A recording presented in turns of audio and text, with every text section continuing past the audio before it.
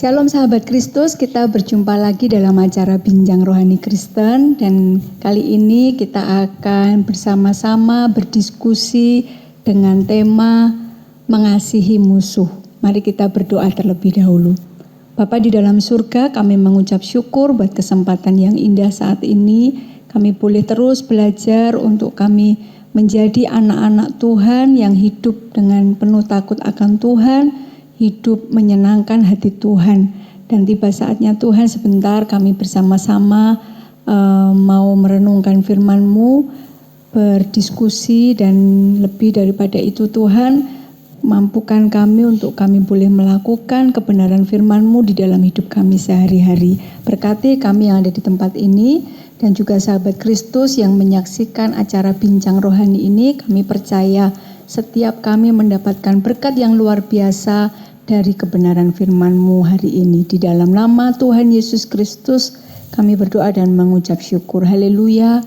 Amin. Silakan Pak Pendeta. Terima kasih. Ini saya kita bersama-sama kembali di dalam acara perbincangan ini. Ini adalah yang terakhir, topik yang terakhir di dalam Yesus dan hukum Taurat. Ya. Kalau di awal kita sudah melihat bagaimana sebenarnya mulai dari topik demi topik itu mengarah kepada suatu perdamaian.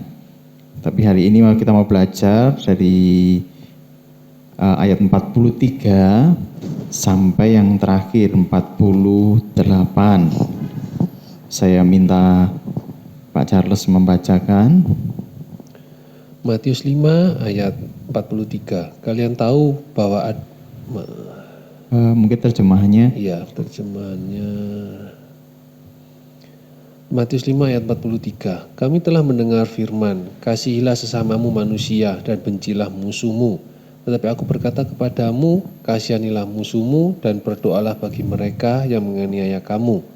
Karena dengan demikianlah kamu menjadi anak-anak Bapamu yang di surga, yang menerbitkan matahari bagi orang yang jahat dan orang yang baik, dan menurunkan hujan bagi orang yang benar dan orang yang tidak benar. Apabila kamu mengasihi orang yang mengasihi kamu, apakah upahmu? Bukankah pemungut cukai juga berbuat demikian? Dan apabila kamu hanya memberi salam kepada saudara-saudaramu saja, apakah lebihnya daripada perbuatan orang lain? Bukankah orang yang tidak mengenal Allah pun berbuat demikian? Karena itu haruslah kamu sempurna, sama seperti Bapamu yang di surga adalah sempurna. Ya. Amin. Di ayat yang ke-43, kamu telah mendengar firman, kasihilah sesamamu manusia dan bencilah musuhmu. Kayaknya ini ada yang sedang dicermati oleh Tuhan Yesus ini. Kasihilah sesamamu manusia dan bencilah musuh. Ini menjadi sebuah hukum di orang-orang Yahudi. Jadi orang-orang Farisi ini menjadi hukum. Kasihilah sesamamu dan bencilah musuhmu. Nah, mari kita cross check dulu. Tuhan itu ayat yang dipakai oleh orang-orang Farisi itu yang mana sebenarnya? Sampai Tuhan itu mengkritisi daripada apa yang dilakukan oleh orang Farisi dan ahli Taurat ini. Mari kita lihat coba di dalam Imamat 19 ayat ke-18.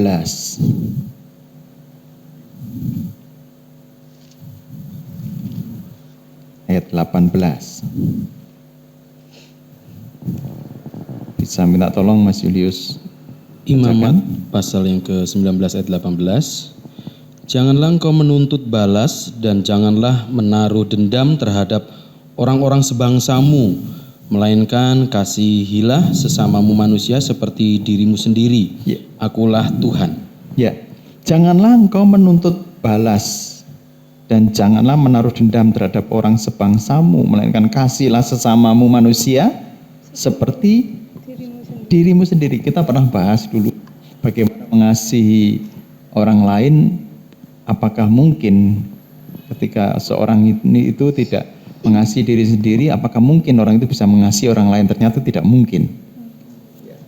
Dikatakan di situ, kasihilah sesamamu manusia seperti dirimu sendiri.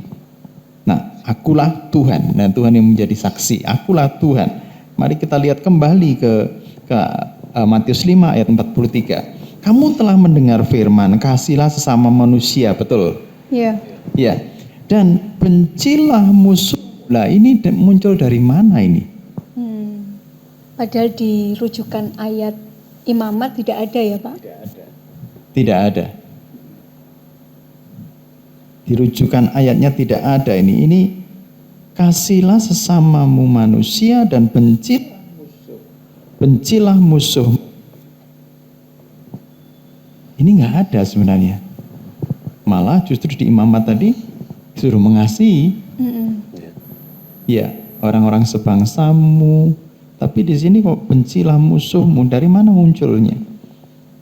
Nah, waktu Tuhan itu berkata tentang bangsa-bangsa yang lain, bangsa-bangsa Edom, bangsa-bangsa yang Tuhan benci itu, memang suruh numpas. Tapi yang disuruh tumpas itu sebenarnya bukan orangnya. Karena apa? Ketika mereka bersekutu dengan bangsa-bangsa yang seperti ini, mereka menyembah berhala. Dosanya ini yang menjadi ragi di dalam kehidupan Israel. Kalau ragi ini sampai mengenai Israel, maka seluruh Israel akan menjadi penyembah-penyembah berhala nantinya. Dia tidak lagi takut akan Tuhan, dia tidak lagi menghormati Tuhan. Nah, ini yang terus hukum ini sama orang Farisi dan ahli Taurat ini dicampurkan. Sehingga muncullah kasihlah sesama manusia dan bencilah musuhmu. Maka Tuhan mengembalikan lagi ke hukum yang awalnya. Mengembalikan lagi ke hukum awalnya dengan statement yang dikatakan Tuhan ayat 44 itu. Tetapi aku berkata kepadamu, aku ini siapa? Tuhan Yesus kan? Aku berkata kepadamu, kasihlah musuhmu dan berdoalah bagi mereka yang menganiaya kamu. Mengasihi musuh itu tidak gampang, memang gampang kita ucapkan. Tapi kalau kita sedang bermusuhan atau sedang tidak berselisih pendapat, berselisih paham dengan orang, kemudian suruh mengasihi, nah ini tempat berat. Ya. Apalagi kita yang tersakiti, kita disuruh mengasihi. Kira-kira bagaimana? Membutuhkan energi yang cukup besar untuk mengasihi mereka. Karena mengasihi sesama saudara sendiri aja kadang-kadang sulit ya Pak. Iya, mengasihi saudara sendiri aja sulit, apalagi ini levelnya Tuhan mengatakan kasihlah musuhmu. Tadi kan kasihlah sesama manusia seperti dirimu sendiri, masih gampang. Tapi Tuhan meningkatkan levelnya dinaikkan lagi. Nah, itu menjadi kasihlah musuhmu. Kenapa Tuhan berkata kasihlah musuhmu? Dan berdoalah bagi mereka yang menganiaya kamu. Kalau kita berbicara kasihlah musuhmu, siapa musuhnya? Orang-orang Farisi dan ahli Taurat itu mengira bahwa Edom ini musuhnya. Orang-orang yang tidak sebangsa dengan mereka gitu. Iya. Jadi orang-orang Yehuda, bangsa suku Yehuda itu atau orang-orang Farisi itu ini orang Yahudi ya. Yahudi itu menganggap bangsa-bangsa seperti Edom dan lain-lain itu ya, itu musuh. Karena Tuhan menyuruh tumpas. Tapi sebenarnya Tuhan itu ini yang kau tumpas itu adalah perbuatannya, bukan orangnya. Iya. Akhirnya orang-orang daripada Yahudi ini dia mencampurkan kasihlah sesama manusia dan bencilah musuhmu. Iya. Kalau kita tarik dalam konteks zaman sekarang, berarti kita harus mengasihi orang atau menerima orang tanpa melihat, tanpa unsur sara begitu ya Pak? Ya. Jadi siapapun sebenarnya harus kita kasihi kalau melihat yang dinyatakan Tuhan Yesus, Tuhan Yesus di ayat ya. ini. Jadi mereka itu punya hak untuk dikasihi sebenarnya. Mereka punya hak untuk dikasihi. Nah ini butuh energi yang besar. Ini nggak mungkin kalau kita sendiri melakukan ini tanpa ada campur tangan Tuhan. Nah, ada yang mengatakan begini, kasihlah sesama manusia selama dia itu tidak berbuat sesuatu kepadamu bersyarat. Ya. Ya, selama dia tidak membuat gara-gara. Kalau membuat gara-gara bagaimana? Nah, kalau orang-orang pada umumnya kalau buat gara-gara, kalau lu buat gara-gara sama aku, ya jangan tanya. Nah, mulai sifat jahatnya muncul. Pak Hari, tapi untuk orang bisa mencapai tahap bahwa dia bisa mengampuni dan mendoakan musuh-musuh mereka itu, mereka harus mengetahui kebenaran dulu di dalam diri mereka ya. Soalnya kalau misalnya dia tidak mengetahui kebenaran yang benar, jadi dia mungkin bisa membenci atau tidak suka sama orang lain itu karena pemikiran dia yang salah, karena orang itu tidak mempunyai pemikiran yang sepaham, akhirnya kan mungkin selalu cekcok, selalu bentrok. Nah, padahal kesalahannya bukan di orang lain, padahal di cara pemikiran dia yang kurang benar. Cara berpikirnya yang tidak sepaham. Betul.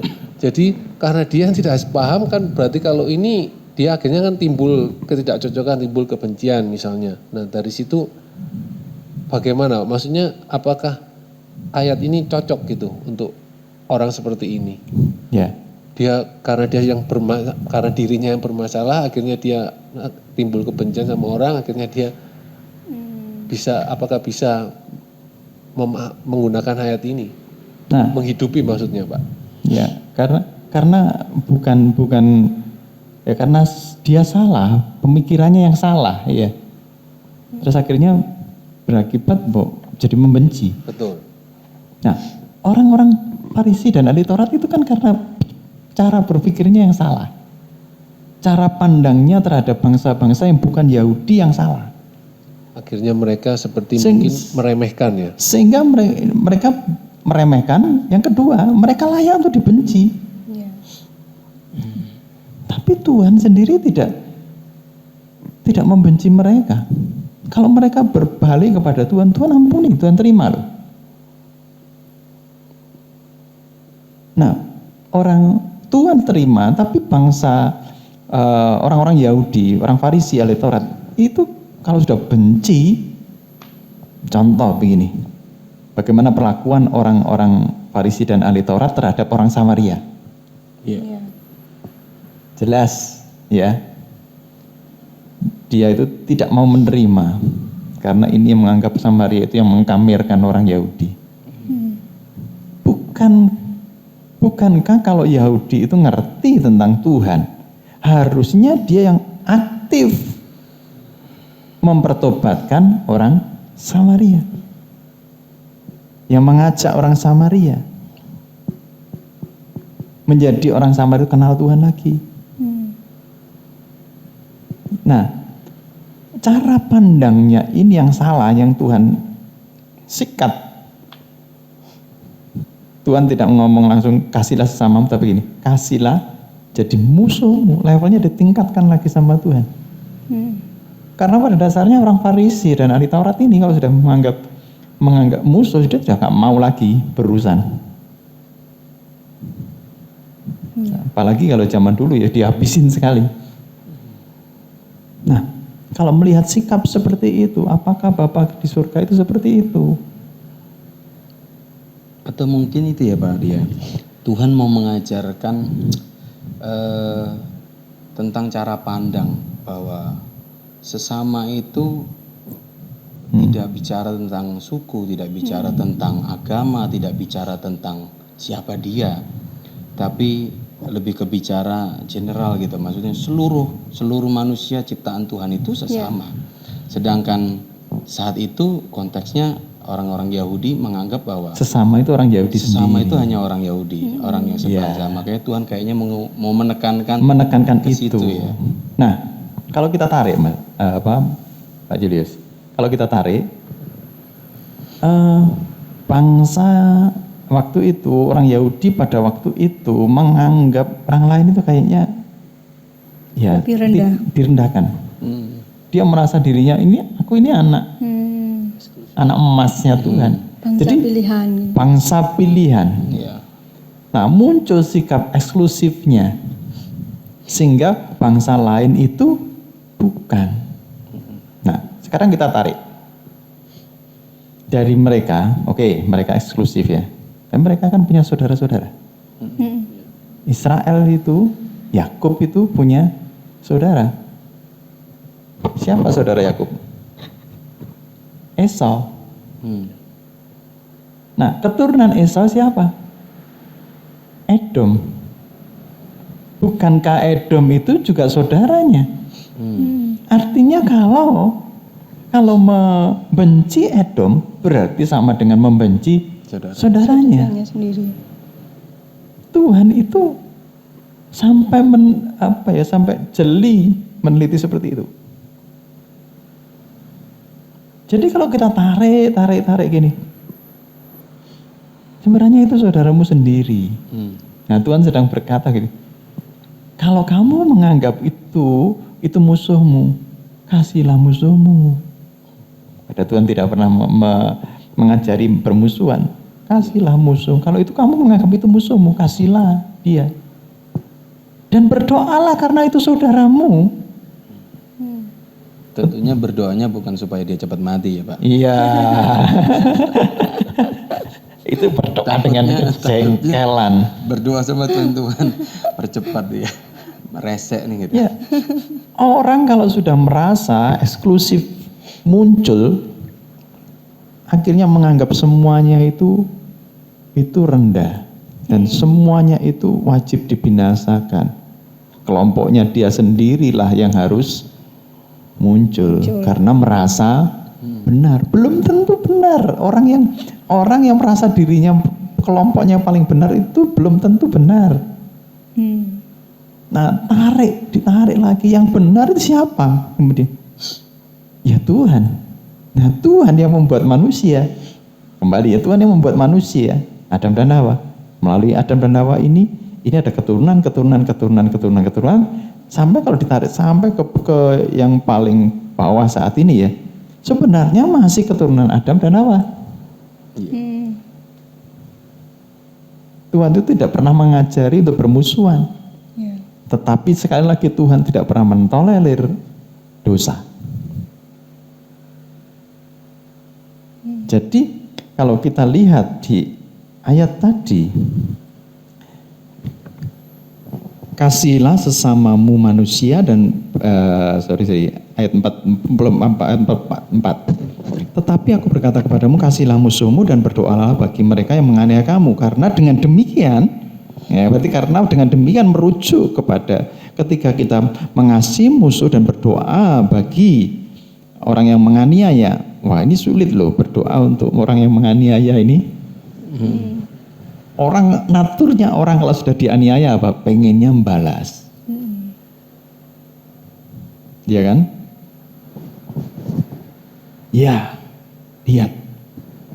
Nanti kalau aku sudah cukup kuat. Jadi kayaknya cuma dipending saja pembalasannya. Ya, bukankah begitu ya? Cuma dipending saja pembalasannya. Tunggu. Kok dianiaya? Kita aja yang waktu kita jalan ada mobil lewat, pas waktu itu hujan, kita sudah pakai pakaian yang bersih, rapi, mau pergi kemana, kecipratan air. Kadang reaksinya bagaimana? Tunggu.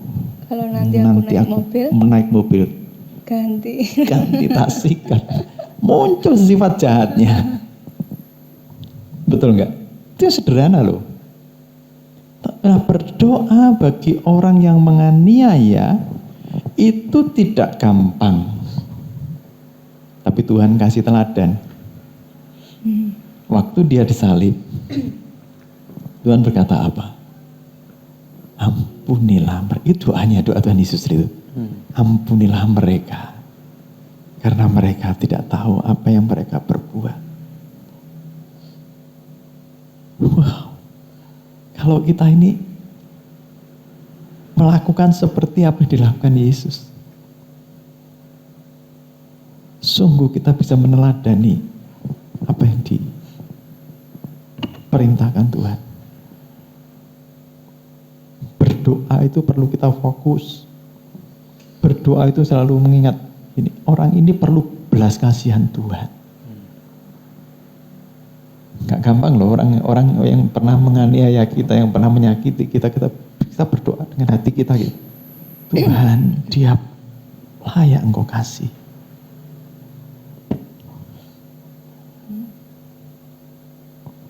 Biasanya Tuhan, biarlah pembalasanmu Tuhan.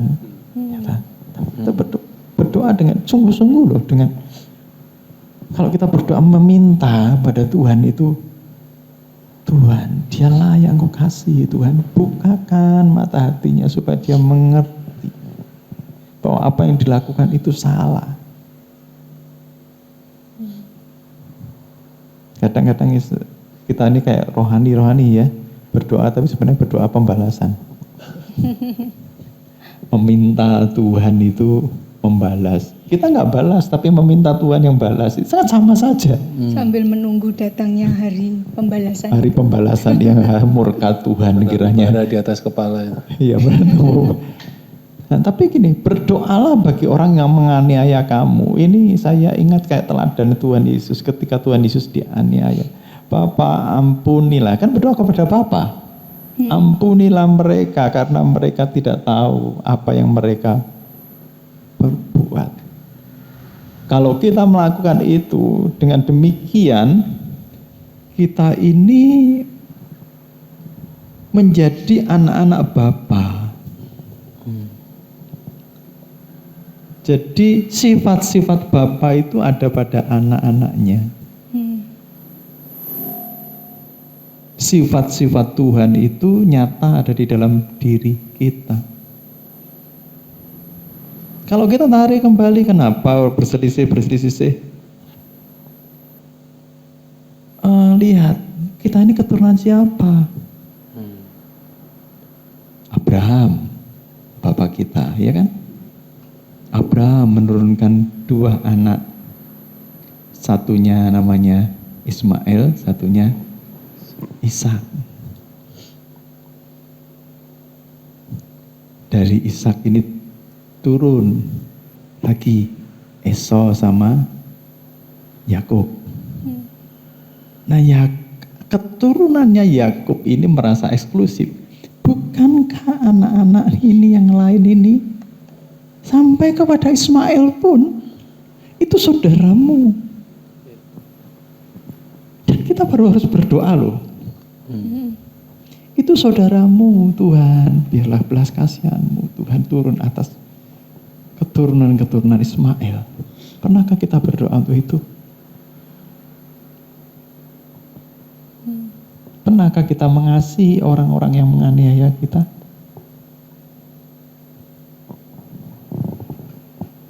Atau kita ganti balik? Kalau ganti balik ya tidak ubahnya kita seperti orang Farisi dan ahli Taurat dong.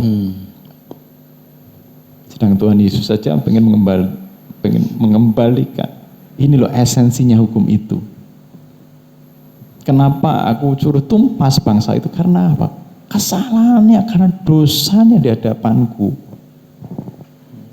Tapi kalau bangsa itu berbalik untuk bertobat, Tuhan terima.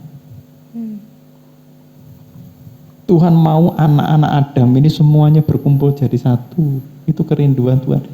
Semuanya diselamatkan. Kerinduan Tuhan. Dan kalau kita sudah dikasihi Tuhan dan kita sudah hidup di dalam anugerah Tuhan, mari kita belajar mengasihi.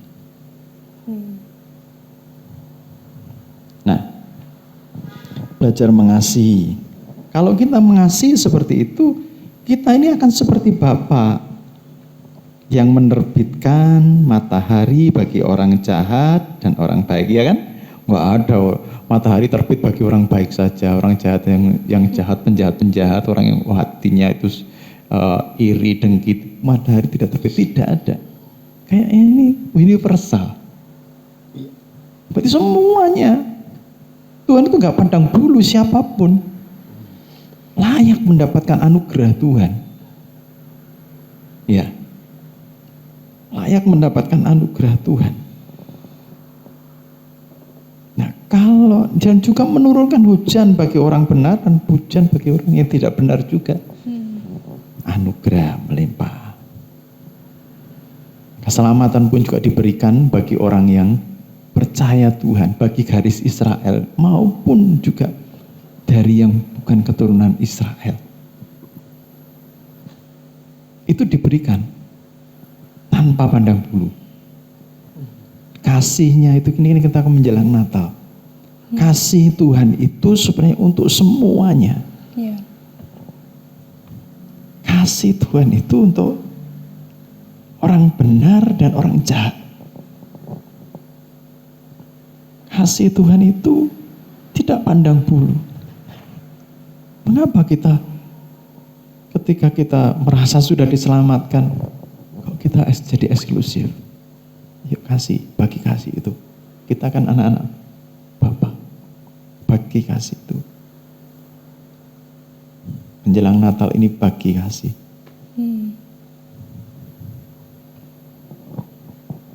Ya.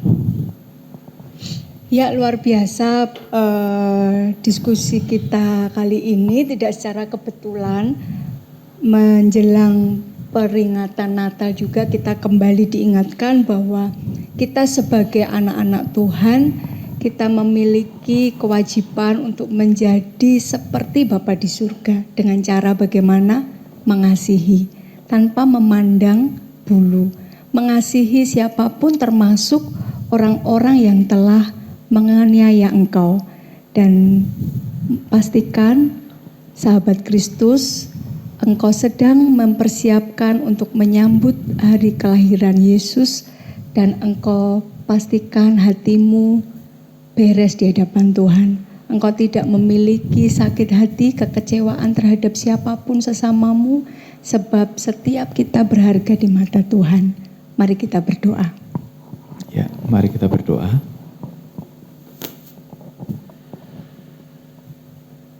Mari buka hatimu. Bukan secara kebetulan kita akan memperingati Natal. Kasih Tuhan yang universal. Kasih Tuhan untuk orang yang baik, juga untuk orang yang jahat. Kita tidak boleh membenci musuh. Mungkin ada dari antara pemirsa yang saat ini pernah disakiti. Lepaskan pengampunan. Tuhan juga mengampuni engkau. Lihat, Tuhan sudah mengampuni engkau. Dan sudah selayaknya ketika engkau menjadi anak-anaknya, engkau juga melepaskan pengampunan juga. Tuhan, kami berdoa untuk orang-orang yang pernah menyakiti kami. Untuk orang-orang yang pernah menganiaya kami. Ampunilah dosa mereka, Tuhan. Mereka layak mendapatkan kasih-Mu. Mereka layak mendapatkan anugerah dari Tuhan. Biarlah kasih-Mu, Tuhan, bisa sampai kepada mereka semuanya melalui kami. Kami menjadi agen-agen daripada kerajaan Allah. Pembawa berita-berita baik, berita sukacita, damai sejahtera. Sehingga bumi ini dipenuhi oleh kedamaian. Karena kami semuanya saudara Tuhan. Terima kasih untuk anugerah-Mu yang melimpah bagi kami. Mampukan kami tidak hanya mendengar, tapi menghidupi firman pada yang saat ini kami dengarkan. Terima kasih Tuhan. Di dalam nama Tuhan Yesus Kristus, kami berdoa dan mengucap syukur. Amin. Sahabat Kristus, kita berjumpa lagi dalam acara Bincang Rohani minggu depan dengan tema hal memberi sedekah. Tuhan Yesus memberkati. Shalom.